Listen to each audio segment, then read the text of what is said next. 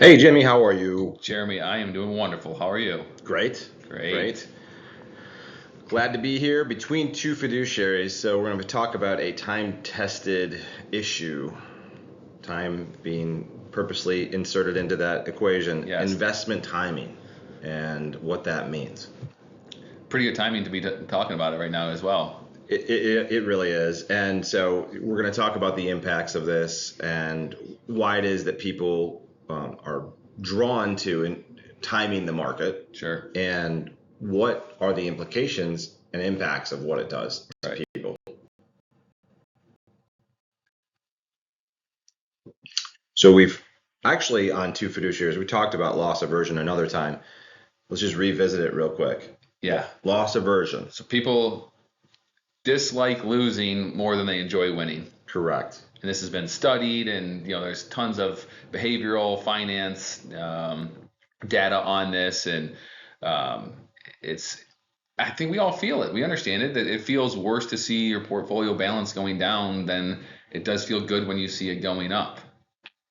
It does hurt, and it's not just again, it's not just an investing phenomenon. It is a cognitive bias that's out there. Just period. You can think about it in terms of sports. Right. I have this very much so. My favorite teams, I get some joy out of them winning, but I hate it more when they lose. Absolutely. And that's the same thing applied here, right?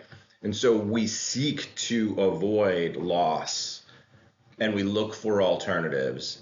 We look to take action. And maybe the question is, should we take action or should we sit on our hands? Right. That's a good question. I guess it depends on if you built a really good plan or not.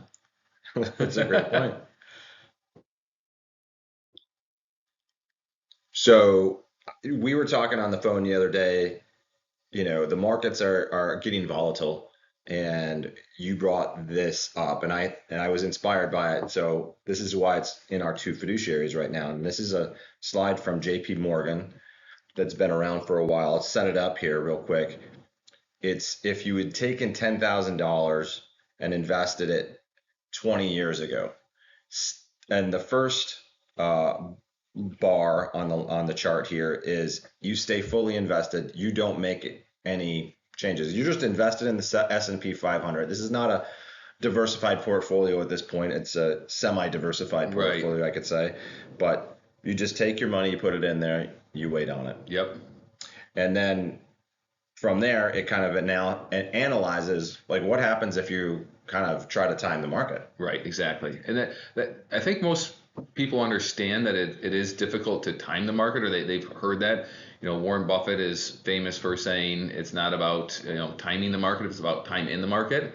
And that's really what this graph here proves out, right? So if you're going to try to time the market, you've got to be right twice, which means you got to time it. You got to know the exact right date to get out and the exact right date to get back in. And the hard part, as we're going to see here, is that those really bad days and really good days are clustered really tightly together. So finding the confidence to know when to pull out and then when to get back in is incredibly difficult. Right. So you can imagine a situation, and by the way, we've all known people in our personal lives who have done this, especially I think back to around the great financial crisis. Right. I'm just going to take my money, put it on the sidelines for a little while here. I'll get back when the market cleans itself up, right? Correct. Now, that sounds really actually fairly reasonable. Sure. And the reality is, now you start missing those days where the market is ripping and roaring after the bad days. Yep, exactly. And those, it's really tough to make up that change. Yeah. So here's what it says. You miss 10 days. Right. The 10 best days out of over 70, you're talking 10 or 20 years. 7,300 days. Yeah, you missed the best 10. The best 10 you miss, you take a 4% haircut. I mean, you're darn near cut in half. You darn near cut in half, right? For 10 days out of 7,300. You miss 20 of those days. You're down to 3.5%. Wow. At that point, you could have just put your money in a treasury. Correct. Yes. You may as well have. And then you can go down the list. Look, if you miss the 60 best days, 2 months. Right. Out of 20 years. Yeah. And you have negative returns. That is really wild, especially because, these risk assets, when you think about this long term, this also proves out something else. So that, like, one of the big concerns in today's market is inflation, right?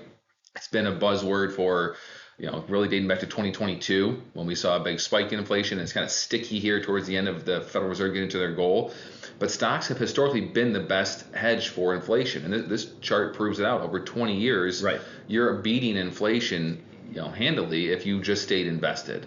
That's right. But if you tinker with it, not only do you start to not keep pace with inflation, but you have a negative nominal return. Adjusted for inflation, those returns can look even worse. Even worse, right? So it's, again, at times you really can be your worst enemy. And so doing nothing is not always the right answer, but as it speaks to the broad, large cap S&P 500 market, doing nothing and staying invested oftentimes is the right thing to do.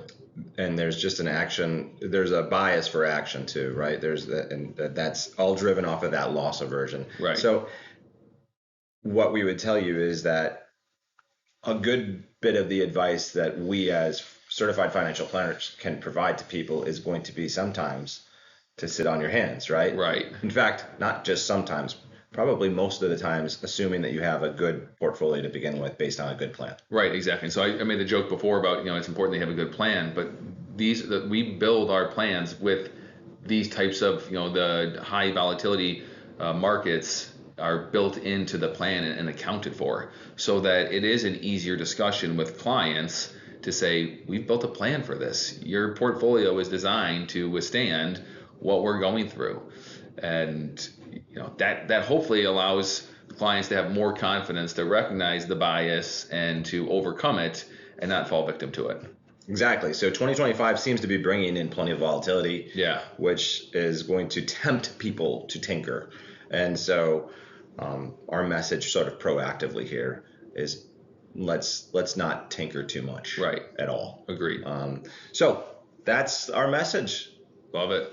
It's a timely message. It really is. Thanks everybody for being with us. And if you have any questions, please reach out to On Track Wealth Management, and we're happy to help.